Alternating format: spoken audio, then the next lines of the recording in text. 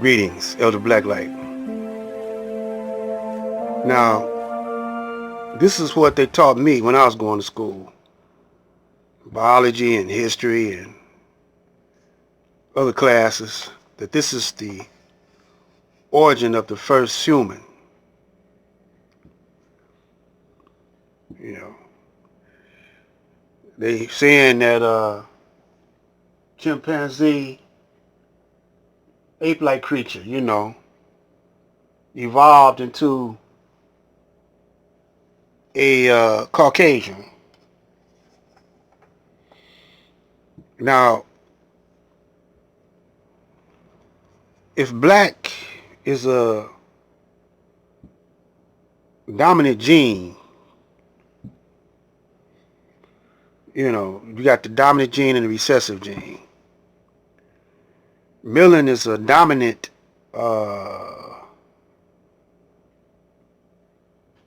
light or the God particle, they some call it. It has a lot of qualities and a lot of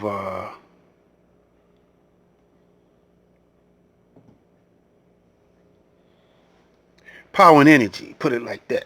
It got all kind of functions. But are they saying that we came from, that they were first, the Caucasian was first, coming from an ape-like creature? And then how did we evolve? How did black come from white? If they are the first. Now this is, you could go on YouTube and punch in who's the first human or whatever. They won't show a black man.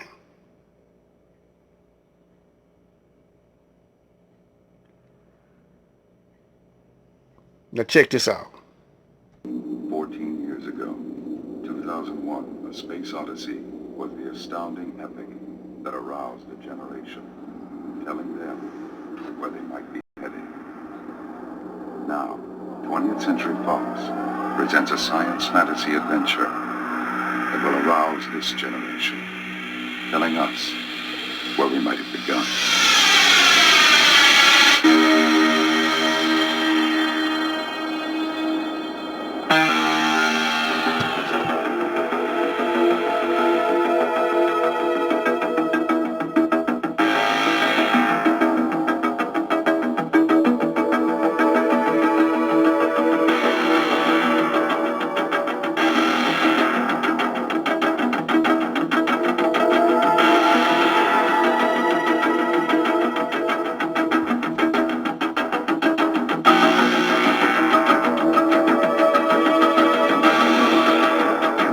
We owe much to the ancient Greeks, from the invention of democracy, to citizens' participation in government, to the Olympic Games.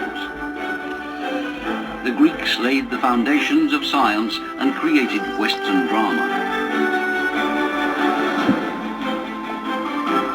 The Romans conquered and unified Europe. Their greatest achievements lay in administration, infrastructure, and above all, their system of law.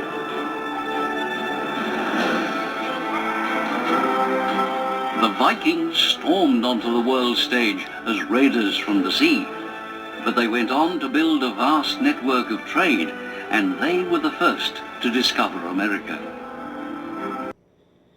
Now, this structure right here, this the pattern or chart that you see, we're going to let Born Mastermind Allah finish this up. But if they were so wise and so smart, why did they have to come and try to probe the minds of the Dogons and didn't even know how the Dogons knew about this star they call the Sirius star system, Sirius C? Without further ado, let's let Born Mastermind Allah break it down. He does it so nice.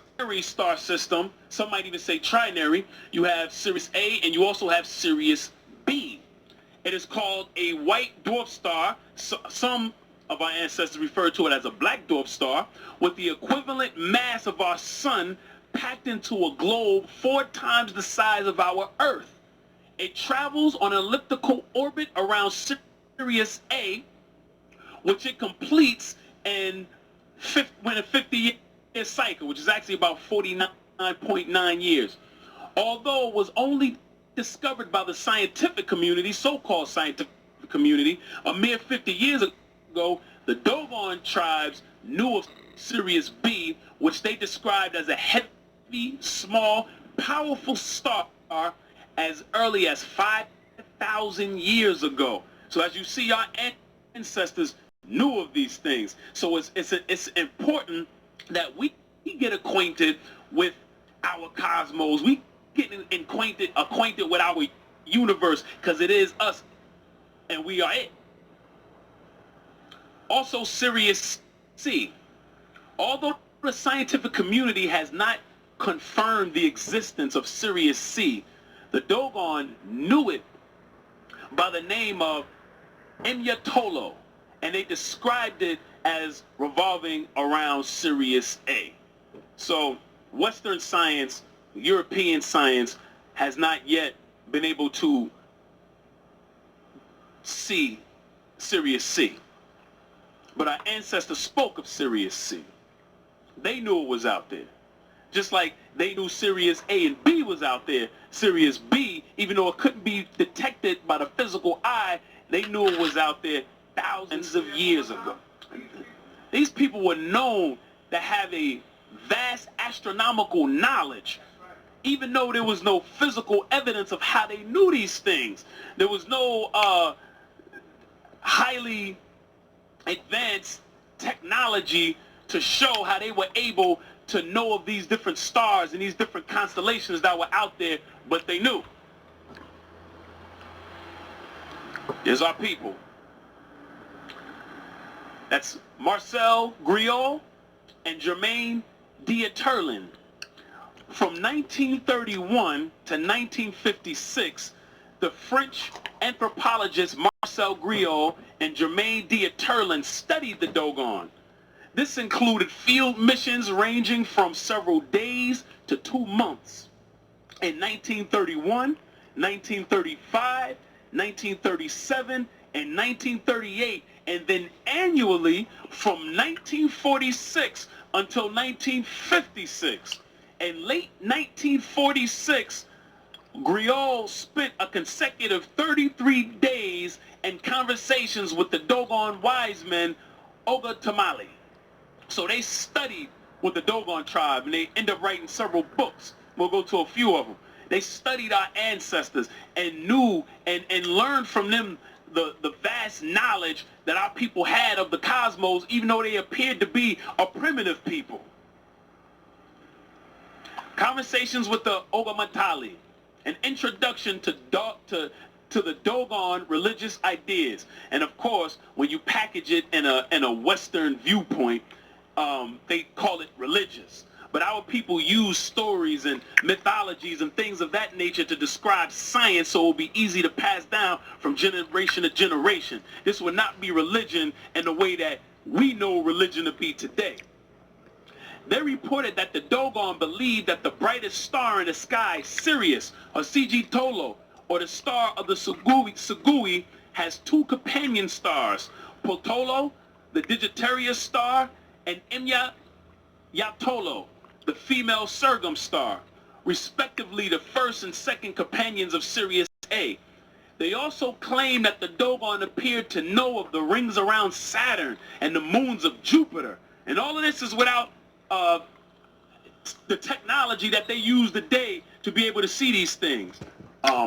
What this particular presentation is about, it's about how this environment, as we speak, is changing. Not only is it changing, but it's changing it's becoming less habitable for the European and more habitable for the original man. And we're going to go all into that. And before we go into that, we're going to go into the science of Asiatic. This is a word that has been misused. A lot of brothers call themselves the Asiatic black man. A lot of people don't really understand this term, and they have a problem when our great ancestors, such as the Messenger, such as Allah the Father, so even Noble Drew Ali, who taught that we were Asiatic. So you have brothers coming with whether or not we Asiatic, whether or not we African. When we go into the science of this word, we now going to have a deep understanding of what the term Asiatic means and how it transcends all other titles, names, labels, and all of that. So we're going to go in right now. All right, let's go. So the science of Asiatic, carbon 7 and 14. We about to go in.